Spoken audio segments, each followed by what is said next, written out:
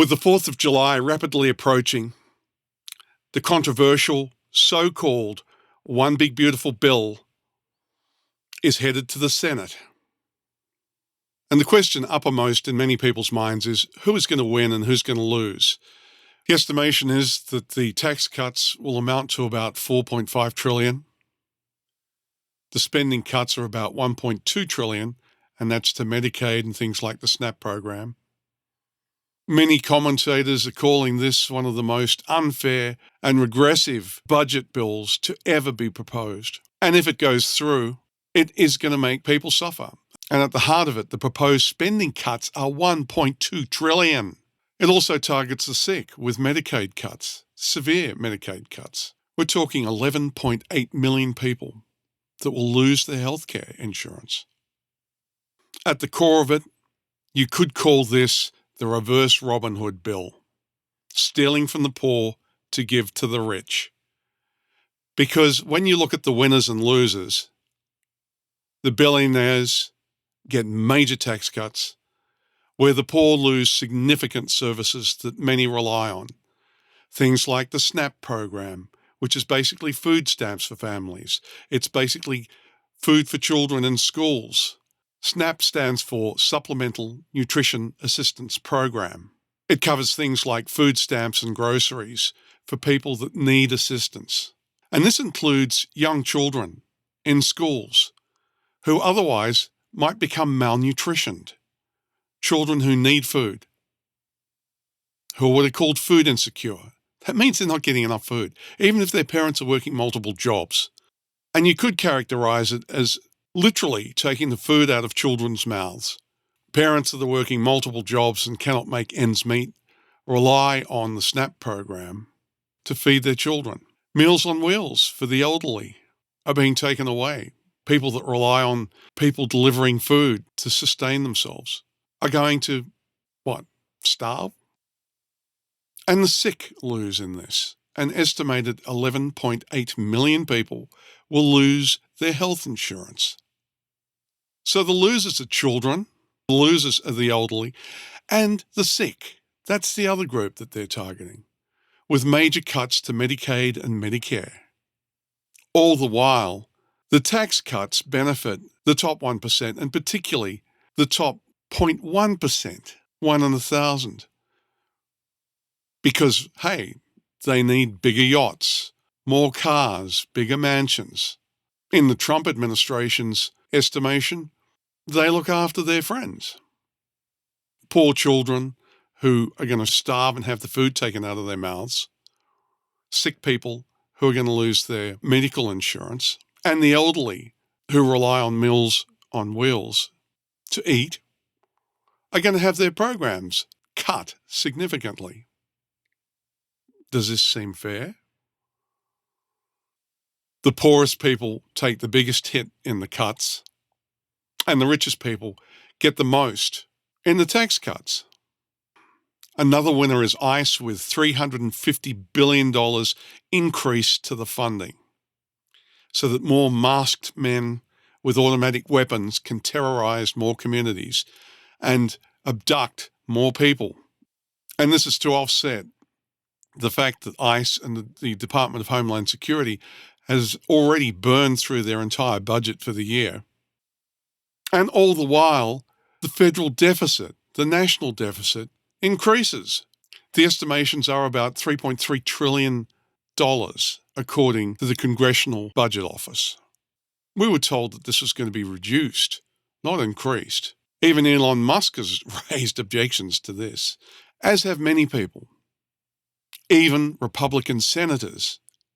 But one of the most controversial developments is Senator Tom Tillis from North Carolina, who in a fiery speech on Sunday said, and I quote, "It is inescapable. This will betray the promise that Donald Trump made."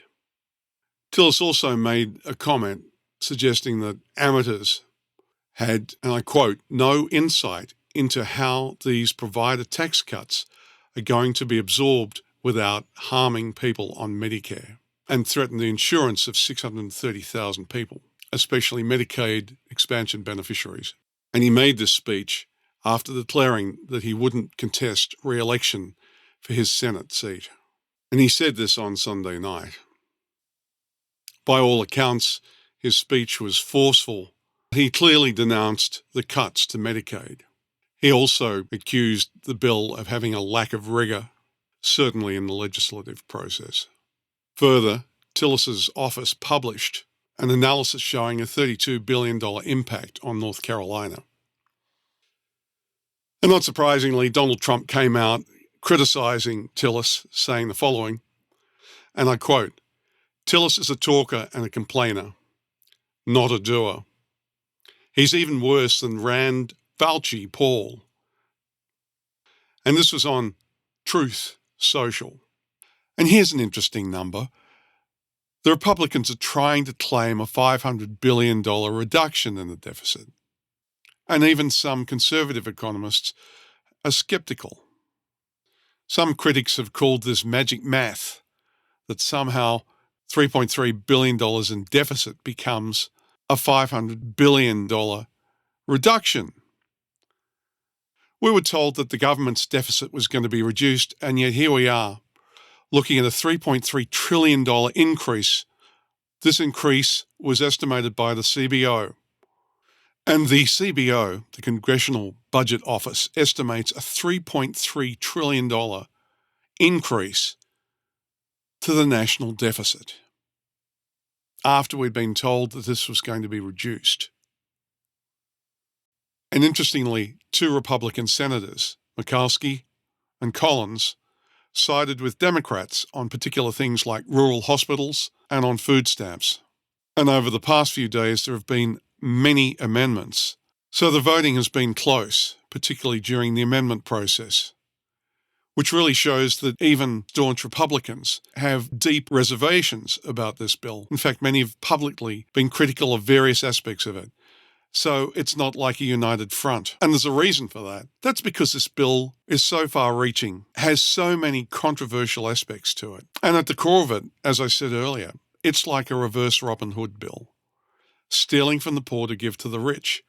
But not just at an ordinary level, but at an unprecedented level, particularly when some people are on the line already who are struggling. Many of these people have multiple jobs, and they're still not able to make ends meet. And yet the beneficiaries, who are the winners, it's the top 1%. It's the richest strata of the community wins the most. And it seems to be a sliding scale. The poorer you are, the worse off you do. And the richer you are, the better off you do. Which is why some people are characterising this as the most regressive bill historically. In fact, the tax code seems to have been weaponised along ideological grounds. In its current form, if the bill passes, green energy and environmental initiatives are going to be heavily reduced. There are also measures to include work requirements for benefits. Critics have said this weaponises the tax code for ideological control. And if the current accounting policy becomes the norm, the dangers are that a precedent has been set and the potential for fiscal responsibility to be bypassed altogether, where trillion-dollar tax cuts are being passed off as savings. And laws that were passed that were temporary in nature are being made permanent. So it's not just healthcare coverage. It's not just the deficit. And it's not just the procedural rules. It's more than budgetary stakes.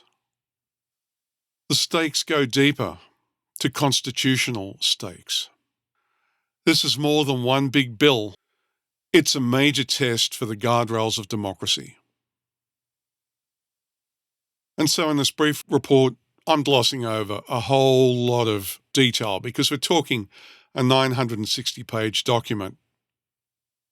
And even with the Senate parliamentarian removing many sections that were controversial and failed the Byrd test, which is legislation that requires that in budget reconciliation bills that the provisions must be directly part of the reconciliation. This so-called one big beautiful bill, one asks the question, for who?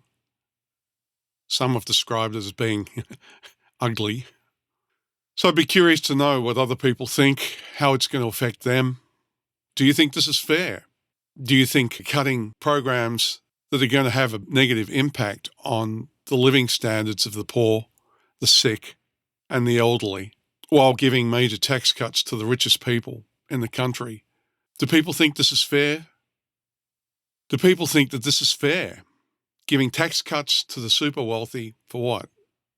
Extra yachts or mansions or cars or whatever they're going to do with it, as opposed to the sick, the poor, the elderly, and young children's lunches. And food stamps. Food stamps for families.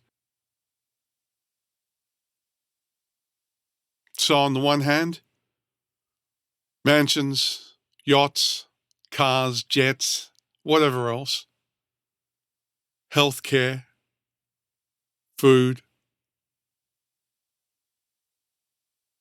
So I'd be really interested to know, do people think that $4.5 trillion in tax cuts, while cutting things like SNAP, for food stamps and for children's lunches, for Meals on Wheels for the elderly, for Medicaid for the sick, whether this is fair and reasonable? This so-called One Big Beautiful Bill that some have described as being ugly is probably one of the most controversial budget reconciliation bills ever debated, as it's made its way to the Senate. And think about the irony of the name of this. One Big Beautiful Bill. For who? For who? Just think about it. Who's winning? Who's losing? I will continue to update on this. I am tracking this. There are a whole lot of aspects to this that we could go into a lot of detail about, but I'd be curious to know what people want to delve into. I'm happy to go into a lot of detail. So please leave a comment. Let me know what you'd like to focus on. I'd be interested to know your opinion on how this affects you and what you think of who is winning and who's losing.